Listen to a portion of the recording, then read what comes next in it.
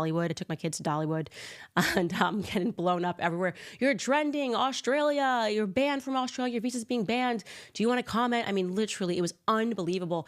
And the easy answer was no. I was with my kids at Dollywood, man. I was with my toddlers, and nothing could have been more important. And but I'm going to comment on that today because the headline, this is from news.com. Tony Burke blocks visa for far-right U.S. influencer Candace Owens. He is the immigration minister, by the way, over in Australia. And I also want to make it clear to you guys that I found out at the same time that the press found out. So his office chose to leak this. This is supposed to be a private application process. So unless I spoke about this, no one should have known about this. But they chose to leak this, which I think is absolutely stunning.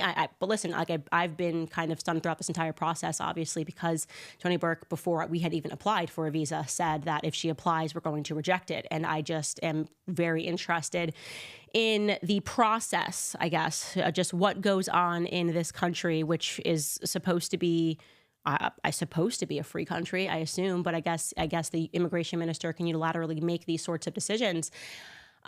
Listen, I want to be careful here because I actually don't want to stoop to his level. I want to kind of take the approach of speaking about what's actually going on here because it's quite serious. It is quite serious when you have a person who says that the reason that I am not allowed to travel to Australia, never been in trouble in my entire life. I have traveled to, I was literally in Tokyo, 2 weeks ago. I've traveled all over the world. I mean, literally just all over the world, from China to Tokyo to everywhere, Hungary to Croatia to Italy to France. I mean, you name it, down to South America. I've been there and I've just never been in trouble. And yet the reason that he gave to the public was because I had the capacity to incite discord in almost every direction. The quotation he gave back in November was, from downplaying the impact of the Holocaust with comments about Mengele through to claims that Muslims started slavery, Candace Owens has the capacity to incite discord in almost every direction. Okay.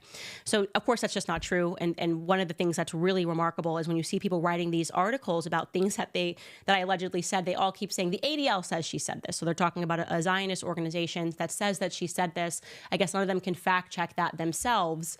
They just want to give an excuse to the public that this was somehow done legitimately. And of course, there is not a single, they cannot produce a clip of me talking about Joseph Mengele because it doesn't exist. They literally cannot produce a clip of that. I have no idea how it is that you are alleging that I am like both anti-Muslim and anti-Semitic. Again, all of this is to just make a statement to try to present me as some very scary person akin to Adolf Hitler. And we've seen this before, okay? We've seen this before.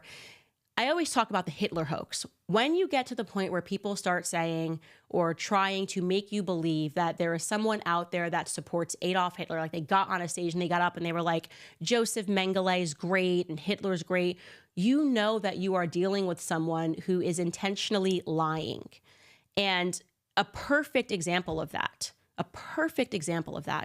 was when I debated Rabbi Shmuley and he recycled the Hitler talking point, which the ADL has recycled for years, saying that I once got up on a stage and I supported Adolf Hitler. And Piers Morgan slapped it down in one of the most beautiful manners that I've ever seen live on TV. Take a listen. I want to jog your memory on that. And when she said in 2018 that she has no issue with Hitler because he was a nationalist, but then he wanted to go beyond her borders, even then we didn't call her an anti-Semite. That's an absurd thing to say, that you had no issue with Hitler. Hitler, even domestically by then, had enacted all the Nuremberg laws. There was already the November 9th, 1938 pogrom that we called Kristallnacht. And she said, just to clarify, let's take these one at a time.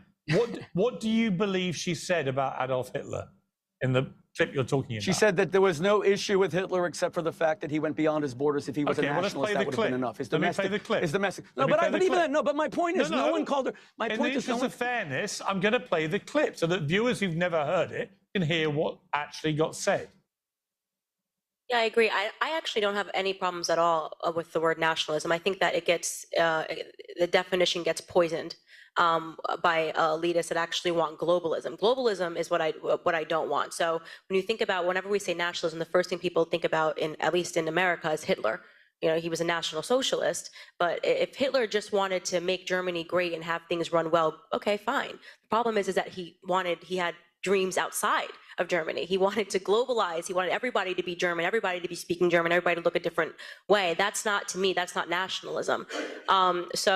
In thinking about how it could go bad down the line, I don't really have an issue with nationalism. I really don't. I think that it's okay. It's important to retain your country's identity and to make sure that what's happening here, which I think is incredibly worrisome in terms of the decrease in the birth rate that we're seeing in the UK, is what you kind of want to avoid. So I don't have anything problem. I have no problems with nationalism. It's globalism that I try to avoid. So, Candace, on that specific point, would you say that Rabbi Shmuley has categorized it correctly or not? He's just openly lying, and that's why he didn't want you to play the clip. I was in the UK, by the way. I was at the Royal Mobile Club. There were Jewish journalists in the room, and nothing was written about it until months later when somebody was working on a hit piece about me. I was answering a question when they were saying, how can we just embrace the word nationalism when it sort of has this dirty feel? And I was just essentially saying that I actually don't have an issue with nationalism. I think it's totally fine to be a British nationalist, to be an American nationalist. And the problem is that it's wrongly attributed. That word, I think people instantly associate it with Adolf Hitler. And I would argue that he wasn't actually a nationalist because obviously he invaded Poland and he went beyond German borders. I didn't even mention Jewish people. I didn't mention the Holocaust. And suddenly you have people like Rabbi Shmuley who are pretending that I got up there and I defended Adolf Hitler. Memory on that clip is because it's really important to see how these lies are formed in the media. And I know and I trust my audience. They know better than to think that I would ever be on a platform like saying Joseph Mengele or Hitler was great. But I routinely see this as the strategy. And you have Rabbi Shmuley up there, who is a representative of, Zionist cause. The amount of times that he lies, and these lies are then backed by the ADL and other groups, and journalists will circulate these lies, which is essentially taking me out of context to make it seem as though I was like committing this great evil. And it just begs the question, if you are on the side of righteousness, if you truly are speaking about someone who is evil, why is a lie required? Why is it necessary for you to continually take people out of context? And if I truly did say that, then you would probably rest assured that if I showed up into Australia, people wouldn't be attending my shows. They wouldn't be attending my shows. People would actually be legitimately outraged because the majority of people, the overwhelming majority of people, would never go out and truly support someone who says, yes, Adolf Hitler was just an amazing person. And so when I'm reading through the reasons listed and nothing said is true, like he cannot produce the clip about Joseph Mengele, as I said, because it doesn't exist. He just says, ADL said she said it. Rabbi Shmuley says she said it. Therefore, she must have actually said this. What you are seeing really take shape is that people don't want me to get in front of an audience. The audience understands what the reason is. We all know what actually happened in Australia. What happened in Australia is really kind of has been in the story of this year, which is that I am not comfortable with the amount of death that is taking place in Palestine. And the Zionist media empire is very powerful all around the world. And they essentially say, if you do not kowtow or at least stay mum, so you either got to be out there and pretending that you don't see all of the Palestinian children that are being blown up and killed on your X feeds. You can choose silence or you can choose support. But you cannot just be reasonable and say, I'm not okay or comfortable with that amount of death. And that's where I'm at. I've made my bed. I've chosen to lie in it. Okay, Candace, you're going to lose your job. Okay, check. I accept that. Because to me, I'm not going to remove my humanity for money. It doesn't work for me. It doesn't work for me as a Christian. And so the next consequence is we want to make her feel isolated. We want to make her feel that she is alone, that she's not allowed to go out. She's not allowed to travel now unless she supports or shuts up about what's happening to these innocent children in Gaza. That this is like the next step. Oh, we'll take away your YouTube channel. They did that. The Zionist group or whatever it was called on X said, let's lead the charge and mass report and get her demonetized on YouTube. I said, okay. I accept that because once again, I'm not a person who can be bought for money. I said what I said, and I said it 10 toes down. I am not comfortable with the amount of death that is in Gaza. That's it, okay? That is the reason that the Zionist Federation of Australia has come after me. That is the reason why they are putting together a list of things that I never said to try to convince the public that what is being done to me is righteous in some way. And so I just wanted to fully express to you to every person that's listening that I have not changed my opinion. There is no amount of money that you can take from me, no job that you can strip from me, no threats, no made-up quotes that you can say about me that is going to change my mind about the things that I am seeing. And I wish I could show you the things that I am seeing, but YouTube has all sorts of policies which essentially say that they would consider it too bloody or too gory, and I can't show you what's happening to these children. But I can show you some that don't have blood. So here is a clip of one child talking about how her feet are bleeding from so much walking. Take a listen. ايش يا عم ايش مالك؟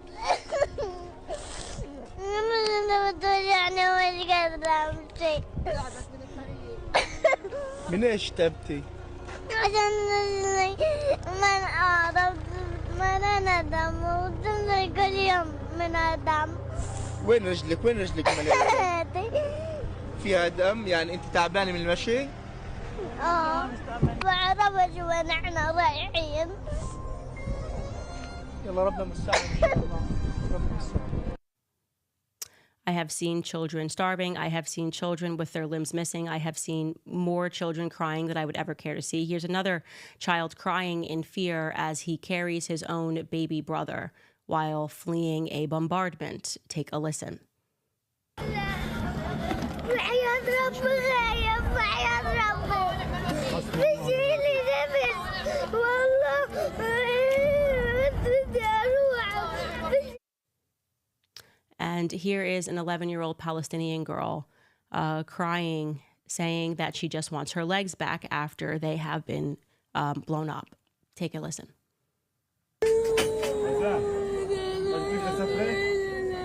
رزان بدي أسافر أنا وياكي؟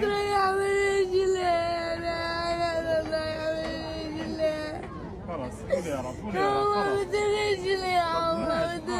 شاء الله إن شاء الله. عشان أسافر أنا وياك قول كلمة. So the determined punishment for me for not turning a blind eye to this, for not being a coward and pretending that I just don't see it. The determined punishment has been harassment, has been I'm going to take away your money and I'm going to ruin your reputation. I'm going to have journalists that are Zionists try to essentially assassinate your character online. I have accepted that because I think that is a way easier punishment to accept than what these children are accepting on a daily basis. You cannot tell me that what took place on October 7th makes the stuff that I have been watching for now over a year on my X feed okay. It doesn't make it okay. Okay, this is, to me, basic humanity. And like I said, I have made my bed. I have laid down in that bed, and I find it to be quite comfortable. I find it to be the correct thing for me to do, is to side with humanity, to hear those children screaming, and to accept my punishment that I may not make it to the Sydney Zoo. So, Candace, you may not be able to hold a koala at the Sydney Zoo. That's my punishment. If that's what Tony Burke feels that he wants to dole out onto me, I fully accept it. But I will never be a person that will kowtow to money. I know that I can't worship both. I am not a castrated Christian. I am just a Christian. And I know that any person, country, group, or lobby that can do this stuff in broad daylight and have the entire media back them up and harass the people who have a humane response to that, I know that that's a great risk to my children's future. Because what if that group decides that America is the enemy? What if it's my children that are losing their legs and crying? What if it's my children that are holding one another after their parents have been killed? I choose to speak up on it. So I just wanted to make sure that every person knows that despite me being fired, demonetized, spoken ill about, I haven't changed my position. And not only that, but the bigger deal, and this is why they do these sort of petty acts of vandalism. That's what this really is, a petty act of vandalism. No one's worried about me coming to Australia, is because they're angry that they've put this narrative out about me and my listeners haven't accepted it. They're angry that despite everything they have done to destroy my character and to beat down my will, that I'm still happy, that I'm still smiling, and that I'm still at the top of the Spotify charts. So you may be rejecting me for siding with humanity, but my listeners reject you. They reject your narrative. They know that you're lying about me. And I'm proud of them, and I'm proud of me. And that's all I'm going to say about that. Does anyone else remember Event 201? Just before an election, Bill Gates, the World Economic Forum, and